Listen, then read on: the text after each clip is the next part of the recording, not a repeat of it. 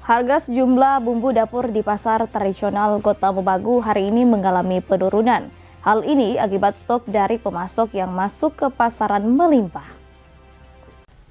Harga sejumlah bumbu dapur kembali bergerak turun di pasar tradisional Kota Mobagu. Cabai yang kemarin dijual Rp20.000 per kilogram hari ini turun menjadi Rp17.000 per kilo.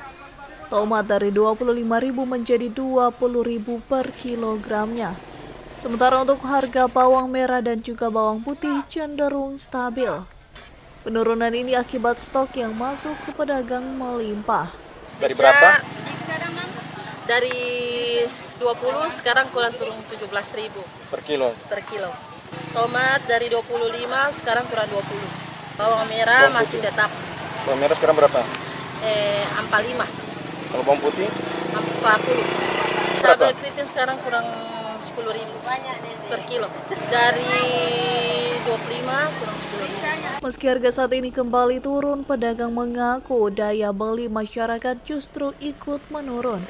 Pedagang pun membatasi pengambilannya karena pasar yang menjadi lokasinya berjualan memang sepi pembeli. Dari Kota Mobagu, Tim Liputan Kawanua TV melaporkan.